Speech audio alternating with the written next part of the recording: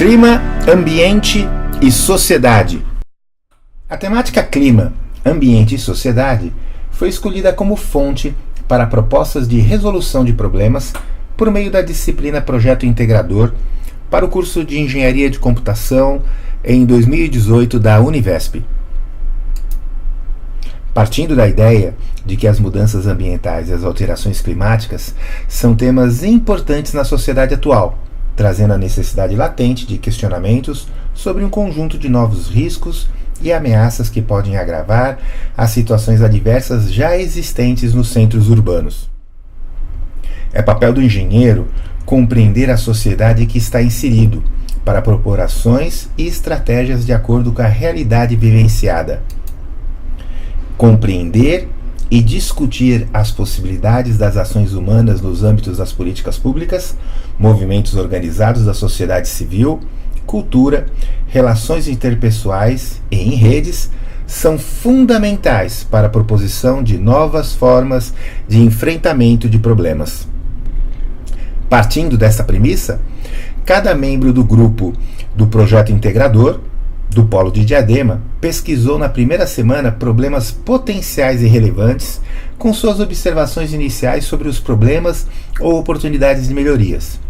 E o grupo acabou por concluir, após a análise de várias opções, se focar no problema de degradação ambiental e suas conexões com o efeito estufa, enfatizando medidas executáveis para minimizar e mitigar esses eventos. As mudanças climáticas.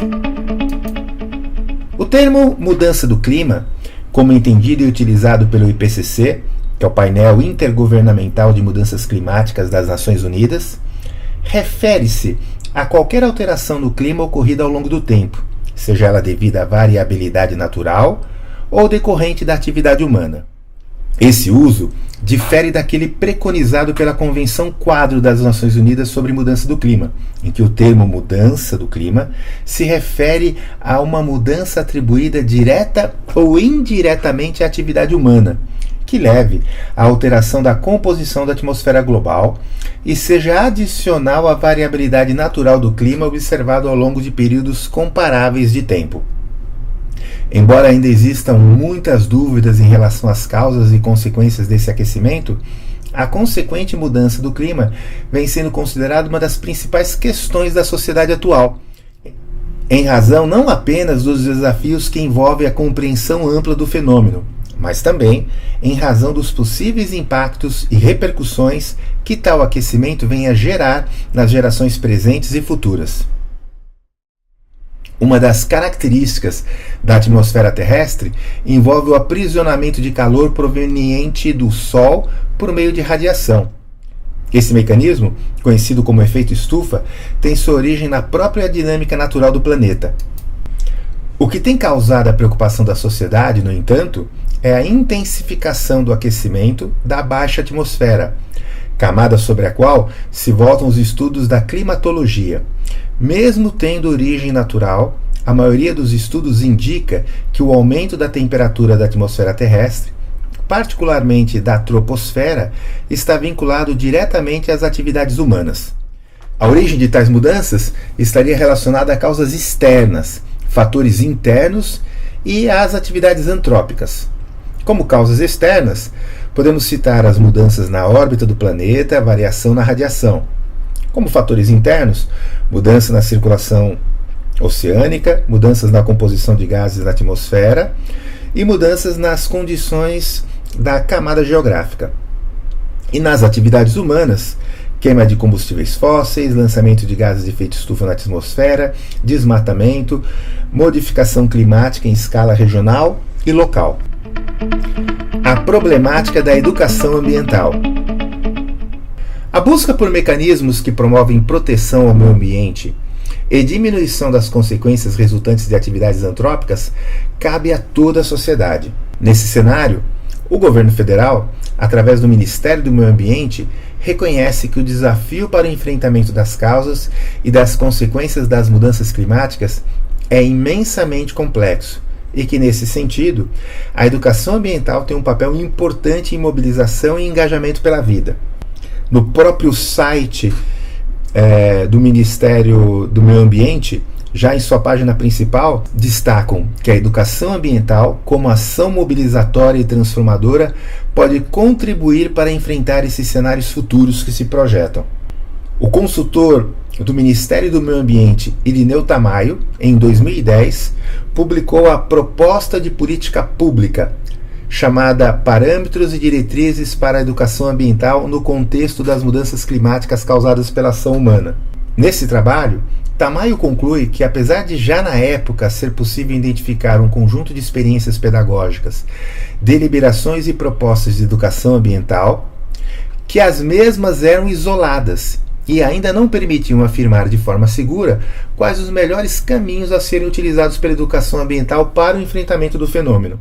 Porém, era taxativo ao afirmar que, sejam lá quais fossem tais ações voltadas à educação ambiental, elas só teriam efeito se estivessem ligadas de alguma forma ao emotivo e mental das pessoas.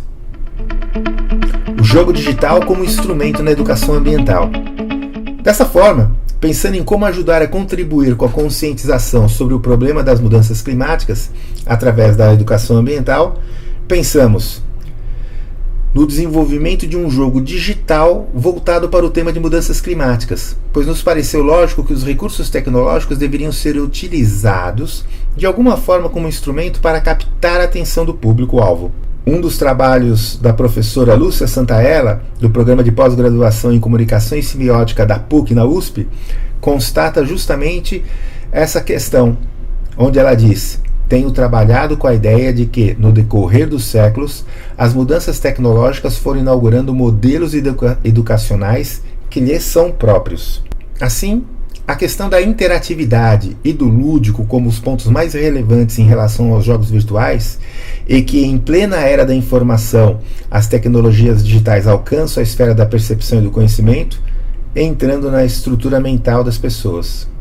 Isso também é constatado pelo professor Iannazzi, coordenador dos cursos de jogos digitais da Universidade Metodista de São Paulo, onde ele conta o contexto tecnológico com processos pedagógicos na área digital, buscando compreender a sociedade informacional sobre o aspecto de sua formação, que ocorre também pelos processos lúdicos no universo dos games. Pesquisa para a caracterização do perfil do jogo digital. Para a definição da metodologia e projeto de desenvolvimento do jogo digital, foi realizada uma pesquisa para avaliação do perfil do público-alvo, realizada através de um questionário com abordagem qualitativa e quantitativa. Ao todo, foram realizadas 16 perguntas de múltipla escolha, voltadas a identificar a percepção do público sobre questões de meio ambiente e o perfil de consumo quanto a jogos digitais. Foram aplicadas em 2 escolas, sendo uma pública e outra privada, voltadas ao 6º ano do ensino básico fundamental.